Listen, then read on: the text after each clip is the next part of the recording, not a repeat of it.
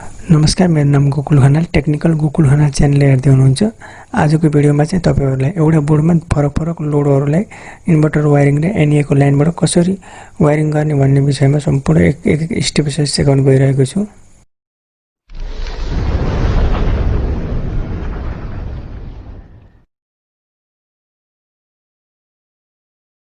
साथीहरु, यहाँ देखाएको स्विच बोर्डमा एउटा इन्डिकेटर, एउटा स्विच, फ्यान रेगुलेटर र तीनवटा स्विच, एउटा 5 पिन सकेट र लोडहरुमा एउटा पंखा, दुईवटा लाइटहरु रहेको छन्। यहाँ हामीले सम्पूर्ण इन्भर्टर वायरिङ र N.E.A को विद्युत वायरिङ गर्न सिक्ने छौं।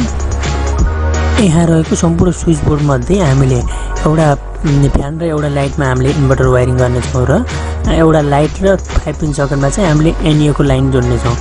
यहाँ रहेको लोडहरु मध्ये यो पंखा र यो लाइट चाहिँ हामीले इन्भर्टर वायरिङ गर्ने छौं भने यो लाइट र यो 5 पिन सकेटमा चाहिँ हामीले N.E.A को विद्युतीय लाइन सप्लाई गर्ने छौं।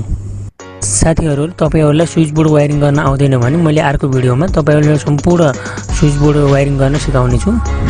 अहिले चाहिँ हामीले यो स्विच बोर्डमा इन्भर्टर लाइन र N.E.A को लाइन जोड्न सिक्ने छौं। त्यसको लागि हामीलाई एउटा इन्भर्टर चाहियो, एउटा ब्याट्री चाहियो। यस्तो किसिमको इन्भर्टर चाहियो। इन्भर्टर चाहिँ जुनसुकै कम्पनीको पनि जोड्ने तरिका एउटै हो। यसको लागि हामीलाई एउटा लाइन सप्लाई दिनको लागि एउटा पावर सकेट चाहियो। यो पावर सकेटमा हामीले सबैभन्दा पहिला N.E.A को डाइरेक्ट लाइन जोड्नु पर्ने हुन्छ। तब मात्र इन्भर्टरमा इनपुट लाइन दिन सकिन्छ। यसको लागि हामीले माथिबाट N.E.A को लाइन ल्याउनु पर्ने हुन्छ। अब हामीले यो पावर सकेटको वायरिङ गर्ने छौं। वायरिङ गर्नको लागि माथिबाट एउटा तार लिएर स्विचको तल्लो पोइन्टमा लाइन सप्लाई दिन्छ अनि यो 5 पिन सकेटको दाहिने साइडमा हाफ लाइन दिनुपर्ने हुन्छ। स्विचको माथिल्लो पोइन्ट देखि लिएर यो दाहिने साइडमा हाफ लाइन दिनुपर्छ। यस्तो तरिकाले एउटा तार लिएर स्विच यो 5 पिन सकेटको दाहिने साइडमा लिएर जोड्नुपर्ने हुन्छ। देब्रे साइडमा चाहिँ न्यूट्रल र लाइन लेखिदिएको हुन्छ। देब्रे साइडमा चाहिँ राख्नुहुन्न, देब्रे साइडमा प्राय न्यूट्रल हुन्छ। न्यूट्रल चाहिँ यस्तो माथिबाट लिएर हामीले यसलाई दिन्छ अनि अर्थिङ पनि हामीले माथिबाटै लिएर यसरी माथिल्लो पोइन्टमा दिन्छ। यति गरिसकेपछि हाम्रो पावर सकेटको सम्पूर्ण काम सकिसक्यो। अब हामीले यति गरिसकेपछि मात्र इन्भर्टरको लागि लाइन सप्लाई दिन सक्छौं। इन्भर्टर कनेक्ट गर्दा जहिले पनि हामीले पावर सकेटबाट लाइन सप्लाई दिनुपर्ने हुन्छ अनि ब्याट्रीमा दुईवटा तारहरु, ब्याट्रीमा जोड्नुपर्ने तारहरु जोड्नुपर्ने हुन्छ। इन्भर्टरमा इनपुट लाइन दिनको लागि यस्तो किसिमको 3 पिन टप चाहिन्छ। इन्भर्टरको यहाँ इनपुट लाइन दिनको लागि यस्तो तार निस्केको हुन्छ। यसलाई चाहिँ हामीले यो 3 पिन टपमा कनेक्ट गर्नुपर्ने हुन्छ। यस्तो किसिमले यसमा चाहिँ हाम्रो तीनवटा तार हुन्छ, लाइन, न्यूट्रल र अर्थिङ गरेर। हामीले यो 3 पिन टपमा L लेखेको ठाउँमा लाइन रातो तारलाई र N लेखेको ठाउँलाई न्यूट्रल अनि अर्थिङ तारलाई चाहिँ माथि यो टपमा हामीले जोड्नु पर्ने हुन्छ। यति गरिसकेपछि पहिला हामीले पावर सकेटमा घुसाउन सक्छौं अनि लाइन सप्लाई दिन सक्छौं। यो इन्भर्टरलाई चलाउन सकिन्छ। अनि हामीले यो ब्याट्रीलाई चाहिँ यो इन्भर्टरसित कनेक्ट गर्नुपर्ने हुन्छ। त्यसको लागि हामीलाई यो रातो र कालो तार निस्केको हुन्छ इन्भर्टरदेखि।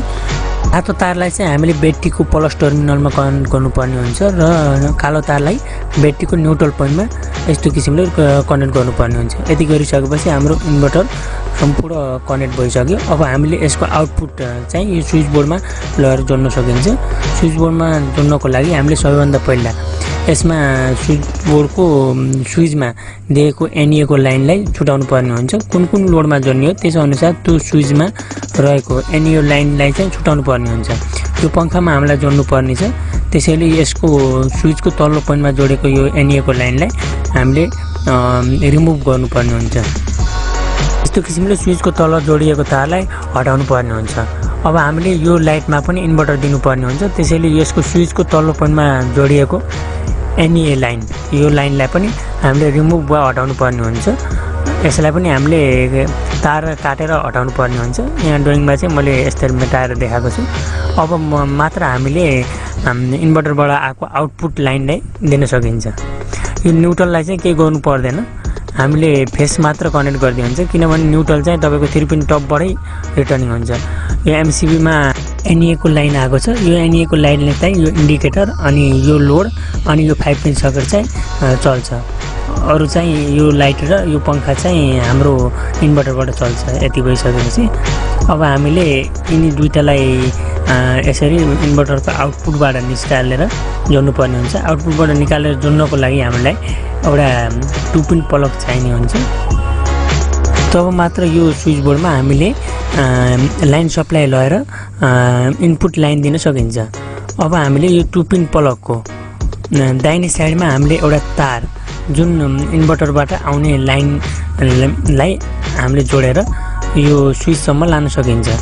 यसरी स्विचसम्म लगेर तल्लो पोइन्टमा दिइसकेपछि स्विचलाई प्रेस गरेपछि हाम्रो यो पंखाको मा लाइन जान्छ। यसरी स्विच दबाइसकेपछि यहाँ हुँदै फ्यान रेगुलेटर हुँदै हाम्रो पंखासम्म लाइन सप्लाई पुग्छ अनि पंखा चल्छ। साथीहरु एउटा कुरा चाहिँ अनिवार्य रूपमा थाहा हुनुपर्ने हुन्छ, किनभने इन्भर्टरबाट आउटपुट आएको न्युट्रल पोइन्ट लाइन लगेर लोडको न्युट्रल पोइन्टमा कमन गर्नु पर्दैन, किनभने N.E.A को लाइनमै पहिले 3 पिन टपदेखि नै न्युट्रल कमन भएको हुन्छ। त्यसैले हामीले लगेर कमन गर्नुपर्ने आवश्यक हुँदैन। पहिले कमन भएको न्युट्रलले नै त्यो लोडलाई काम गर्छ। त्यसैले हामीले न्युट्रललाई चाहिँ लुप गर्नुपर्ने आवश्यकता हुँदैन। अब हामीले यो बललाई पनि इन्भर्टरबाट चल्ने बनाउनु छ। त्यसैले हामीले यो बललाई यस इन्भर्टरबाट आउटपुट आएको तारमा लुप गरेर इन्भर्टर यो स्विचको तल्लो पोइन्टमा वा इनपुट पोइन्टमा लुप गरिन्छ। अनि हामीले यो स्विच र यो स्विच अन गरेपछि यो पंखा र यो लाइट इन्भर्टरदेखि चल्छ। अरु हाम्रा स्विच इन्डिकेटर र 5 पिन सकेट चाहिँ हाम्रो मेन लाइन यही N.E.A कै लाइनबाट चल्छ, जुन UMCB-बाट हाम्रो कनेक्ट भएर चलिरहेको छ। त्यसैबाट नै हाम्रो N.E.A को लाइनबाट चल्छ। अब हाम्रो N.E.A को लाइनबाट मेन लाइन जाँदा यो बल्ब र यो पंखा चाहिँ हाम्रो इन्भर्टरबाट चल्छ। अरु चाहिँ हाम्रो लाइन जाँदा अरु चल्दैन, यो पंखामा र यो बल्ब मात्र चल्छ। यस्तै गरेर हामीले घरको स्विच बोर्डमा इन्भर्टर लाइन र N.E.A को लाइन कनेक्ट गरेर कनेक्सन गर्न सक्छौं। यहाँ मैले सम्पूर्ण एक स्टेप गरेर बताएको छु। तपाईहरुलाई केही डाउट लागे कमेन्ट बक्समा गएर सोध्न सक्नुहुन्छ। आशा छ तपाईलाई यो भिडियो एकदम मन परेको छ। यदि भिडियो मन परे तपाईले लाइक शेयर गर्न नबिर्सनु होला। अझैसम्म तपाईले यो च्यानल सब्स्क्राइब गर्नुभएको छैन भने प्लिज सब्स्क्राइब गर्न नबिर्सनु होला।